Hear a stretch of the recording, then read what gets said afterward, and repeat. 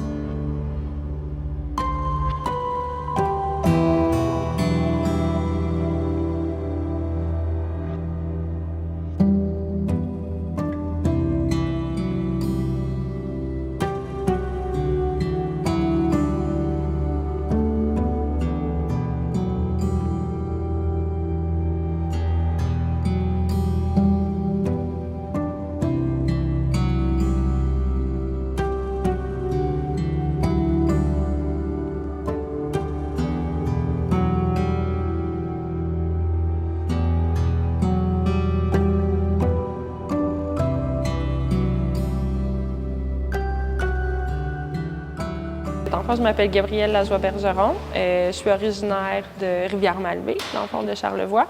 Je suis partie, ça fait quand même plusieurs années, là, autour de 17 ans. J'ai été à Québec une partie, Montréal une dizaine d'années à peu près. Puis là, je divise ma vie entre la moitié de mon temps est à Baltimore, aux États-Unis, et l'autre moitié au Grand Fond,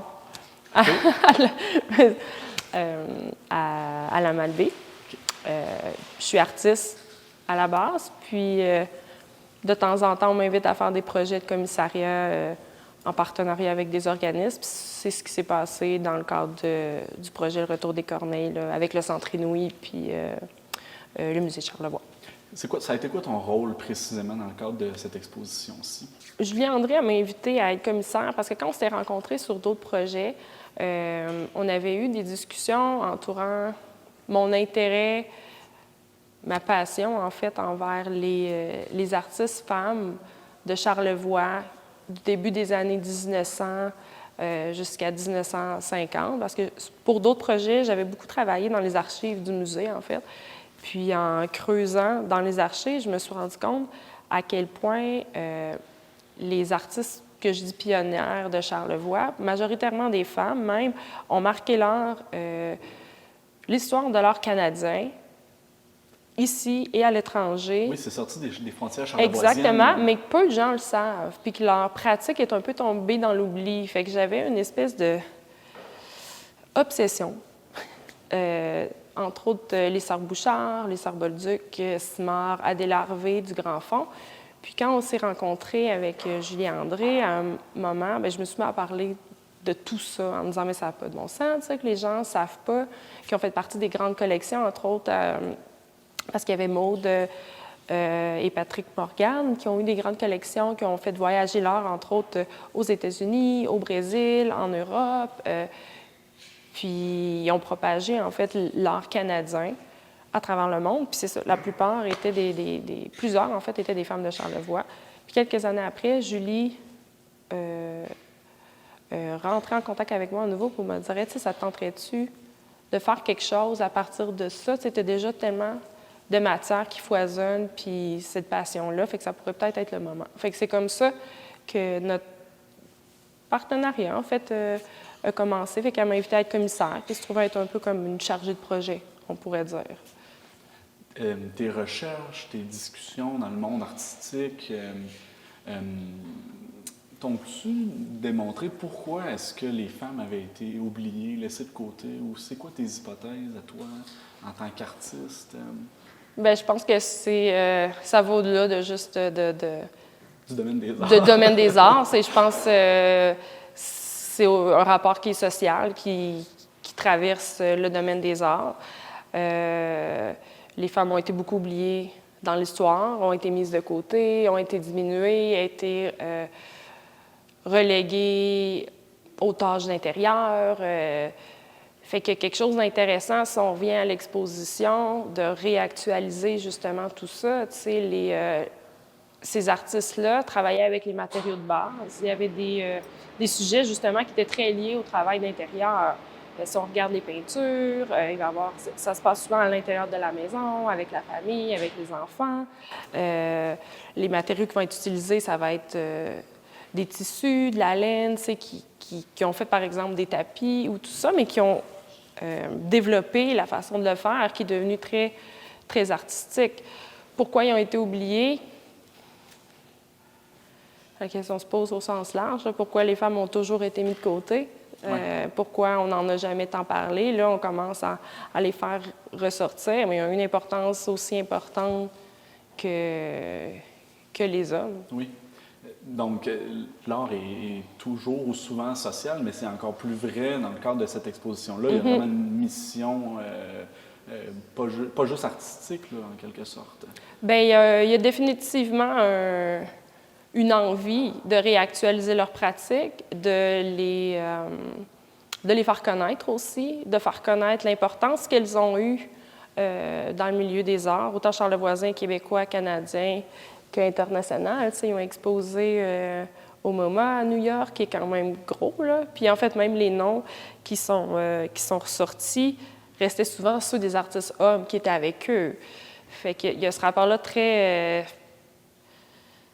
triste que cette partie-là soit occultée. Puis moi, je trouve que la façon dont elles ont travaillé, les propos qu'elles ont traités sont encore vraiment d'actualité. Fait que c'est pour ça que il y avait une volonté, oui, de réactiver leurs pratiques, mais de les mettre en dialogue avec des artistes femmes actuelles qui ont des propos similaires, qui sont liés avec une pratique, je vais dire, autour du peut-être un peu plus du fait main, un rapport à la légende, au conte, au folklore, à l'art naïf, mais pas d'une manière péjorative, là, plus dans le rapport peut-être au dessin plus brut, aux matériaux qui vont être utilisés,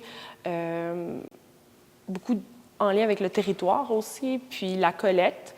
Fait que les artistes qu'on est allés chercher avaient ce rapport-là.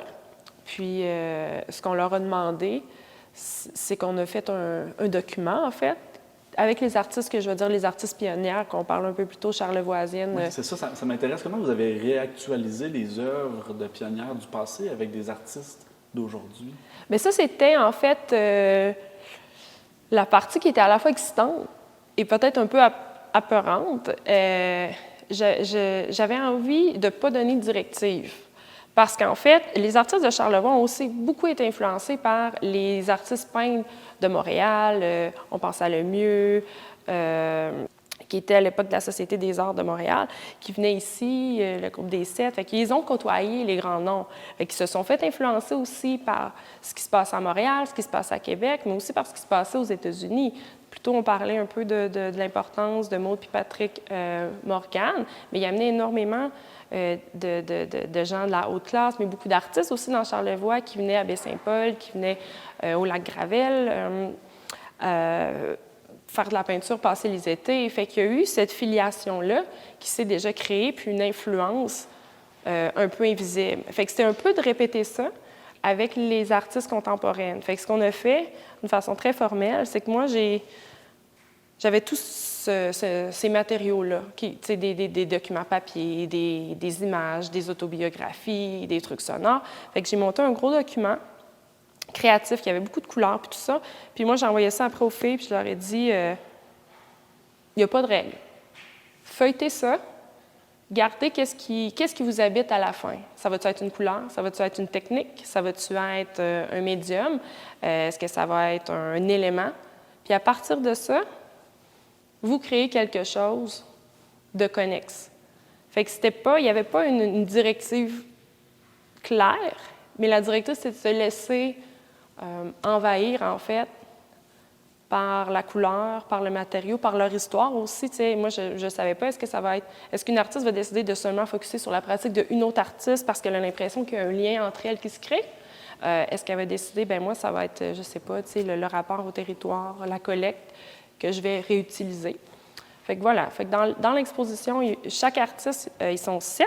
Je peux vous les nommer, si vous voulez. ça serait bien important. Il y a Alice Lompré, qui vient de Victoriaville. Il y a Audrey Demers-Roberge, qui est basée à Saint-Casimir. On a Marie-Fauve Bélanger, qui est à Portneuf. Fanny Ménard, qui est à Québec. Valérie Gobeil, qui est à Montréal. Raphaël Carrière, qui est au Saguenay. Puis on a Vanessa Lecatelli, qui, elle, est basée à Saint-Irénée. Fait que c'est intéressant aussi de voir à travers géographiquement où elles sont basées puis comment ça va leur répondre.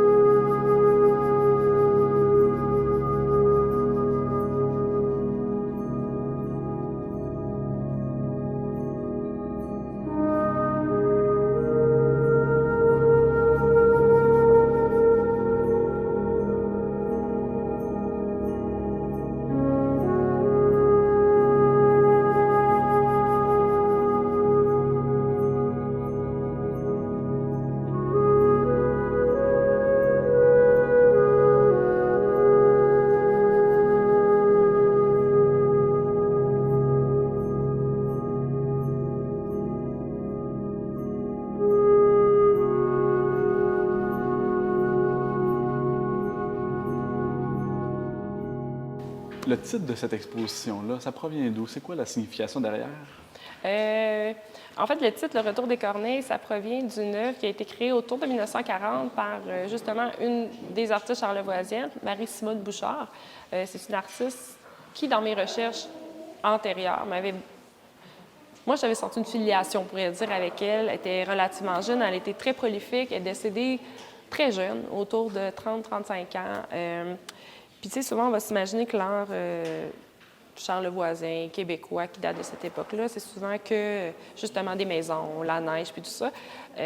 Puis Marie-Simone Bouchard, elle avait un côté très onirique, beaucoup dans le rêve, très poétique. Fait qu'on retrouve dans ses œuvres quelque chose qui est un peu... qui nous surprend par rapport à ce qu'on pense des œuvres. Puis pour revenir à celle spécifiquement que j'ai choisie, qui est en lien avec le titre, je trouvais qu'il y avait quelque chose de vraiment... qui allait justement dans la poésie puis dans la poétique. Puis le rapport au corneille, à l'animal en soi, c'est un animal qui est beaucoup dans les légendes, dans le folklore, qui est aussi très ancré dans le territoire charlevoisien. C'est lié avec les récoltes. C'est un animal de groupe très intelligent, hein, qui regarde de loin, qui se tient en gang, qu'on entend parler, on pourrait dire. Fait que pour moi, il y avait plusieurs couches qui ouvraient à différentes possibilités, qui faisaient écho avec le projet. C'est quand même un projet grandiose, donc, on parle d'art actuel, vous êtes allé revisiter de l'art du passé, beaucoup d'artistes participent à l'exposition. Est-ce qu'on pourrait la voir bouger à travers le Québec éventuellement? Bien, ça, on aimerait beaucoup ça, parce qu'en fait, oui, ça part de Charlevoix. Le cœur du projet est ici, mais je pense que ça peut trouver écho ailleurs, parce qu'on parle, en fait, c'est un projet qui parle de l'histoire, de la place des femmes dans l'histoire de l'art, qui parle de folklore, qui parle de filiation, de sororité, qui parle, oui, d'histoire de l'art, mais qui parle du rapport à l'intérieur, qui parle du rapport au territoire, tu sais. Puis quand je dis territoire, pour moi, c'est, oui, un territoire physique, mais un rapport aussi au territoire intime, personnel, tu sais, le corps, la limite qu'on se donne, qu'on nous donne, qu'on s'impose, si on la dépasse ou on reste à l'intérieur. Fait que oui, si ça pouvait voyager, je pense que ça trouverait écho ailleurs. Puis il y a quelque chose d'intéressant dans le fragment qui se déplace, tu sais, parce que oui, il y a beaucoup d'œuvres, comme tu le mentionnais, il y a beaucoup d'artistes aussi. Puis ce qui est le fun et peut-être un peu vertigineux aussi, c'est une fois que tu as tous ces matériaux-là, comment tu crées visuellement un dialogue. Puis je pense que c'est intéressant si le récit se déconstruit puis se reconstruit différemment, si ça voyage, tu sais. Ma question est peut-être un peu osée ou non pertinente, tu me le diras si ça ne s'applique pas, mais est-ce qu'il n'y avait pas derrière l'inspiration, une inspiration, entre guillemets, de l'époque dans laquelle on se trouve, où les discours sont de plus en plus polarisés, on a l'impression que le patriarcat revient en force, les femmes sont subies à d'énormes pressions un peu partout à travers l'Amérique. On avait l'impression que les droits étaient acquis pour les femmes dans les dernières décennies, puis on se rend compte que c'est peut-être plus chambranlant qu'on pense. Est-ce que dans cette exposition-là, de façon plus générale, il y a une inspiration qui provient de tout ça? Je vais te dire oui et non. En fait, c'est que dans ma pratique personnelle, au-delà du projet de commissariat, c'est des questionnements, c'est des questionnements qui m'habitent puis qui sont au cœur de ma pratique. Fait que je te dis oui et non parce que ça va faire peut-être comme presque une vingtaine d'années que je travaille à ces sujets-là. Fait qu'ils sont devenus tellement intégrés que je pense que inconsciemment, je vais aller vers des sujets, vers des thématiques qui vont poser ces questions-là ou qui vont mettre en lumière des situations passées, actuelles, voire futures, qui, j'allais dire un anglicisme, qui s'overlap, qui se superposent, puis qui se chevauchent. Puis le but du projet, c'est un petit peu ça, au sens où, peut-être pas aussi direct, mais c'était de voir comment une œuvre de 1940, mise à côté d'une œuvre de 2025, va avoir des sujets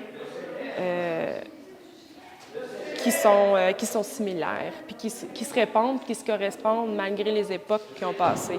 Fait que je réponds oui et non à ta question, mais je pense que dans le fond, c'est un oui, mais c'était pas ça le but, mais inconsciemment, c'est ce qui habite ma pratique. Mais disons que c'est très actuel et Oui. contemporain, là, ça s'inscrit dans l'époque et c'est pas hors contexte, là, en Non, tout cas. non, définitivement pas.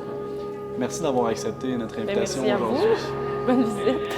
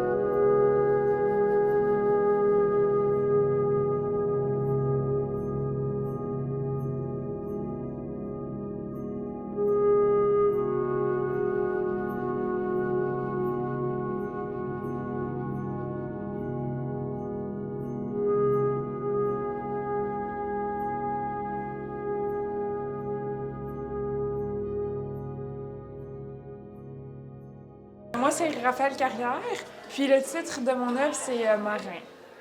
Donc, tu es une artiste multidisciplinaire? Oui, je suis une artiste interdisciplinaire émergente de Chicoutimi. C'est quoi le médium que tu as choisi aujourd'hui pour cette œuvre-là? Bien, c'est des algues, plus précisément des laminaires, puis il y a une source lumineuse à l'arrière qui permet vraiment de rétroéclairer. D'où est venue l'inspiration de créer cette œuvre d'art-là dans la thématique de l'exposition d'aujourd'hui? Bien, il y a une artiste qui, je crois que c'est Yvonne Bolduc, elle a fait beaucoup de toiles, mais elle a fait beaucoup de toiles avec plus des plantes. Donc, c'est vraiment comme une composition. De loin, on ne le voit pas, mais en fait, c'est vraiment seulement des graines ou vraiment des morceaux de plantes séchées. Puis je me suis inspirée de ça pour moi aussi faire une œuvre avec des plantes, mais un peu plus abstraites par contre. Puis j'utilise beaucoup la laminaire en général dans mes projets, donc c'est comme naturel pour moi d'aller réutiliser ça. Donc, c'est lié au monde végétal, mais tu en as fait une particularité à toi. Tu as mis ta propre touche. Exactement, oui. Bien, dans pas mal toute ma démarche, en fait, j'utilise énormément les plantes vraiment diverses. Donc, cet artiste-là m'avait vraiment parlé particulièrement pour ça. Depuis combien d'années tu pratiques? Ça fait environ 2 ans, je dirais. Mais je viens de terminer mes études, donc c'est encore tout nouveau. C'est assez nouveau. Tu as reçu comment cette invitation-là de participer ici à l'exposition? Bien, j'étais vraiment très contente, évidemment, de participer à ça, qu'on pense à moi. Puis le projet, il me parlait vraiment parce qu'il y a un côté un peu historique. Je travaille pas là-dedans, mais c'est vraiment quelque chose qui me passionne. Puis aussi d'aller remettre de l'avant des femmes qui ont été oubliées, c'est quelque chose qui me touchait vraiment beaucoup. Puis j'étais très contente de pouvoir participer à ça. Je trouvais que c'était un très beau projet.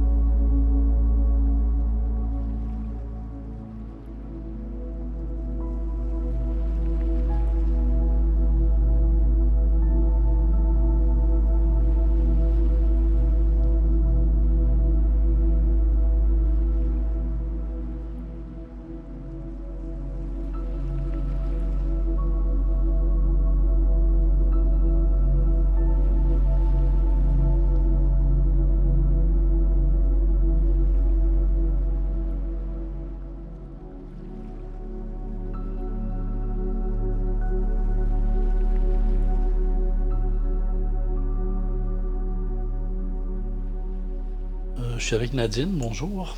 Bonjour. On est ici à la nouvelle exposition de la bibliothèque René Richard, qui est un recueil de photos qui s'appelle Charlevoix 70 de M. Gabor Silati. Oui, c'est ça. Parlez-moi un peu de cette exposition.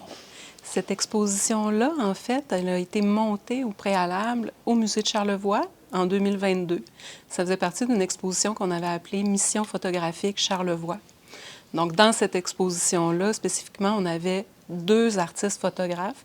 Gabor Silasi, avec toutes ses photographies qu'il a faites dans Charlevoix dans les années 70.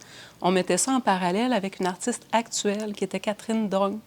Donc, on avait 2 regards, 2 générations sur Charlevoix. L'exposition qu'on amène ici à la bibliothèque, donc, c'est les 13 photographies que M. Gabor a proposées pour cette exposition-là, dans la sélection de tout ce qu'il avait fait là, sur Charlevoix. Okay. Donc, c'était pour lui aussi, il faut dire que M. Silasi, il est né en 1928, hein, ça lui fait 96, 97 ans. On l'aura pas. Encore vivant. Il est encore vivant, toujours vivant. Donc, c'est sûr qu'il ne sera pas ici ce soir, mais ça a été pour lui une occasion de retourner en chambre noire, de ressortir des tirages argentiques comme ça se faisait à l'époque. Okay. Donc, les photographies qu'on a ici, ce sont les résultats de ce travail-là. C'est des originaux, dans le fond. C'est des originaux. Qui a reproduit. Refait à partir de ces négatifs. Exactement. Donc, et c'était tout un travail, c'était pour lui une mission aussi de photographe, là, de venir dans la région et de documenter les gens, les paysages et tout ça. Et pourquoi avoir choisi Baie-Saint-Paul, Charlevoix? Charlevoix pour M. Silasi? Oui. M. Silasi travaillait pour l'Office du film du Québec. Okay. Donc, je ne pourrais pas vous dire la genèse là, de son parcours, mais je crois qu'ils étaient appelés à faire plusieurs régions comme ça, à se promener dans les campagnes puis à documenter. C'était une époque comme ça aussi dans les années 70, hein, le cinéma documentaire, les recherches dans la ruralité et tout ça. Alors, on voit beaucoup on remarque dans les photos, c'est des personnages, des enfants, un peu statiques, un peu... Oui, des gens qui prennent la pause, c'est vrai, effectivement. C'était son choix à ce moment-là de faire des photos comme ça? Oui. Il arrivait chez la personne puis il disait je peux prendre une photo. Il se présentait, je peux prendre une photo. Oui. Puis toujours très respectueux, monsieur Gabor Silasi, oui. Et qu'est-ce qui fait qu'il choisissait des personnages comme ça, des lieux? Je pense que c'était son regard photographique. Hein, si vous voyez envers la société, effectivement, les regards. C'est une personne qui aime les êtres humains. Donc, il les captait comme ça. Un âme un petit peu d'anthropologue, peut-être. Oui, un petit regard ethnologique, effectivement.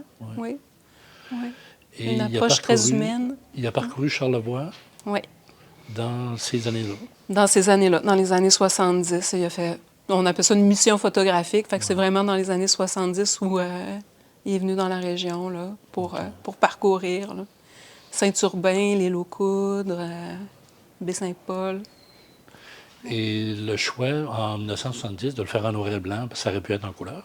Ça aurait pu être en couleur, effectivement. Qu'est-ce qui fait que je choisissais de le faire en noir et blanc? Je sais pas. Je pourrais pas vous le dire. Beaucoup de ces photographies sont en noir et blanc. Ah oui? Oui. Parce que c'est pas la première exposition qu'il a faite. Non. C'est un photographe de métier. Hein. Il a toujours travaillé en photographie. Comme je vous disais, il a travaillé à l'Office du film du Québec. Pas l'ONF, mais l'OFQ. Okay. Il a été enseignant aussi. Il a enseigné à Concordia en photographie et tout ça. Il a un parcours... il a vécu toute sa vie de photographie. Okay. Donc, des années 50... jusqu'à tout récemment. Parce que déjà là, dans les années 70, de vivre de ça, mais c'est pas nécessairement évident non plus. C'est pas nécessairement évident. Non.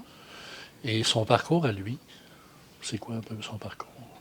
Je pourrais pas vous dire son parcours de vie, comme qu'est-ce qui l'a amené ici, au Québec, parce que c'est un Hongrois d'origine, donc qui est arrivé dans les années 50 au Québec, mais je connais pas la petite histoire de sa vie. Okay.